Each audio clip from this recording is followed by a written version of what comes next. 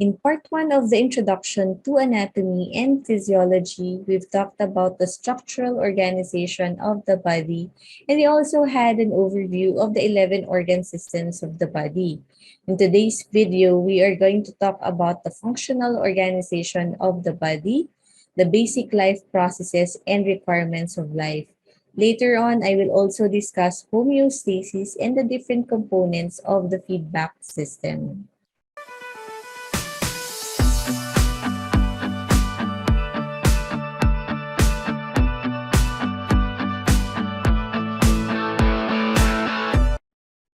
Hi, my name is KJ Navarro and you are in TinkPharma YouTube channel where we post videos to help you better understand pharmacy and other health-related topics. Let us start by looking at the different functions and requirements of life. There are 6 properties of living things, and these properties are characteristics that all living things have in common. So first is that every living things have a level of organization. In part 1 of Introduction to Anatomy and Physiology, we've talked about the different levels of organization, and the first level of organization is the chemical level, where we talked about macromolecules.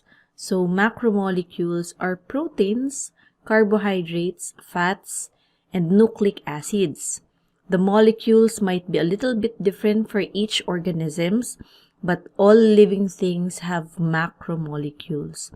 All living things are composed of cells, whether it's a single-celled prokaryotic bacterial cell or a multicellular human cell. Everything that is alive is made up of cells. Metabolism is the sum of all chemical processes that occur in the body, and there are 2 phases of metabolism. One phase of metabolism is catabolism, which is defined as the breakdown of complex chemical substances into simpler components. The other phase of metabolism is anabolism, which is the building up of complex chemical substances from smaller, simpler components. In botany, we've learned that plants can use the sun to get energy to make glucose and then ATP, whereas in humans, we have to consume molecules like food so that we can convert those molecules into ATP. So, for example, in the digestive processes, we catabolize or split proteins in food into amino acids. Now, these amino acids are then used to anabolize or to build new proteins that makes up the body structures such as muscles and bones. Every living thing has the ability to respond. So responsiveness is the body's ability to detect and respond to changes. So for example, an increase in body temperature during a fever represents a change in the internal environment. When we are talking about changes in the internal environment, we are referring to changes within the body. Another example is when you are crossing the street and you turn your head toward the sound of a squealing brake. That is a response to a change in the external environment to prepare the body for a potential threat. So when we are talking about external environment, that means that we are referring to the outside of the body. Every living thing will undergo evolution. So there are different organisms that are going to pass on different traits to their offspring, and that offspring that will acquire the traits that makes them most able to survive that environment will then live to reproduce and pass on their DNA. There might be, slight changes in the DNA which will be passed on, and that is how evolution works. Everything that is alive has growth and reproduction. So growth is an increase in body size that results from an increase in the size of existing cells or an increase in the number of cells or both. In addition, a tissue sometimes increases in size because the amount of material between cells increases. For example, in a growing bone, mineral deposits accumulate between bone cells, causing the bone to grow in length and width. Differentiation is the development of a cell from an unspecialized to a specialized state, and such precursor cells which can divide and give rise to cells that undergo differentiation is also known as stem cell. Each type of cell in the body has a specialized structure or function that differs from that of its precursor or ancestor cells, and we will discuss that in our lecture on cellular level of organization.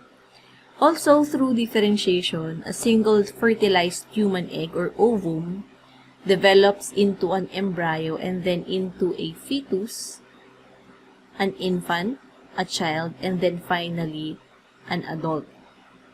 Reproduction refers to either the formation of new cells for tissue growth, repair, or replacement, or it can be the production of a new individual. The formation of new cells occurs through cell division, and the production of a new individual occurs through the fertilization of an ovum by a sperm cell to form a zygote, followed by a repeated cell divisions and the differentiation of these cells.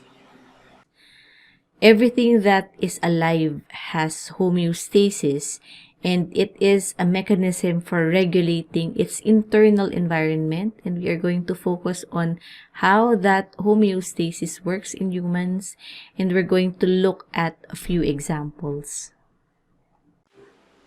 But before that, let us first look at the different requirements of human life. So the goal of nearly all body systems is to maintain life, and there are several factors that our body needs in order to survive. So first is we need water and nutrients. So for water accounts for 60 to 80% of body weight depending on the age of the individual, and it is the single most abundant chemical substance in the body, and it provides the fluid base for body secretions and excretions.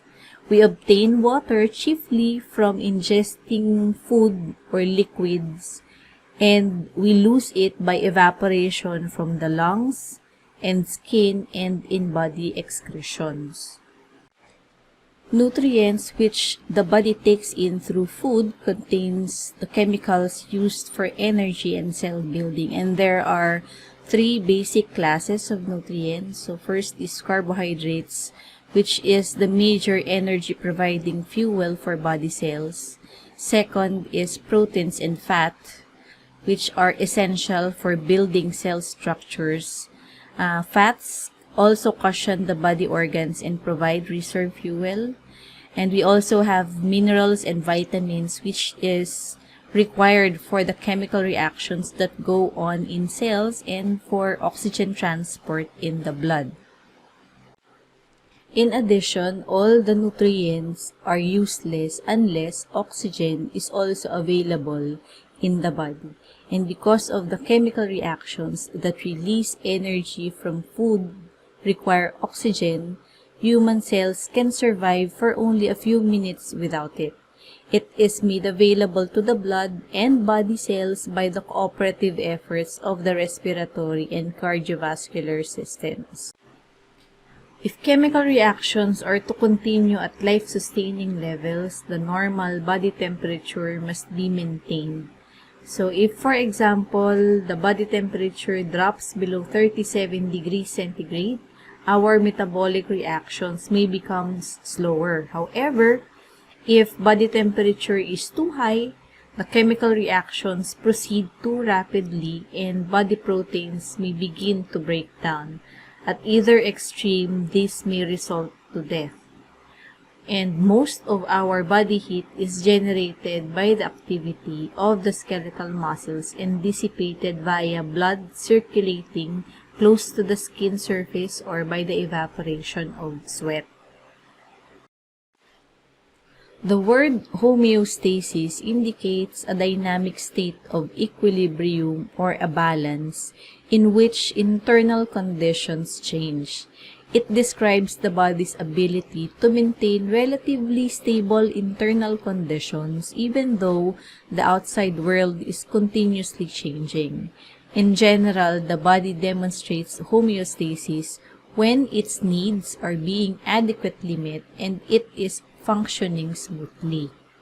Regardless of the factor or event being regulated, all homeostatic control mechanisms have at least three components: a receptor, a control center, and effector. A receptor is a body structure that monitors changes in a controlled condition and sends input into a control center. This pathway is called an afferent pathway since the information flows towards the control center. Typically, the input is in the form of nerve impulses or chemical signals. The control center in the body, usually the brain, sets the range of values within which a controlled condition should be maintained. It evaluates the input it receives from the receptors and then generates output commands when they are needed. Output from the control center typically occurs as nerve impulses or hormones or other chemical signals. This pathway is called an efferent pathway since the information flows away from the control center. An effector is a body structure that receives output from the control center and produces a response or effect that changes the controlled condition. Almost every organ or tissue in the body can behave as an effector. A group of receptors and effectors communicating with their control center forms a feedback system that can regulate a controlled condition in the body's internal environment. In a feedback system, the response of the system feeds back information to change the controlled condition in some way, either negating it or enhancing it. Most homeostatic control mechanisms are negative feedback mechanisms. A negative feedback system reverses a change in a controlled condition. In such systems, the net effect of the response to the stimulus is to either shut off the original stimulus or reduce its intensity.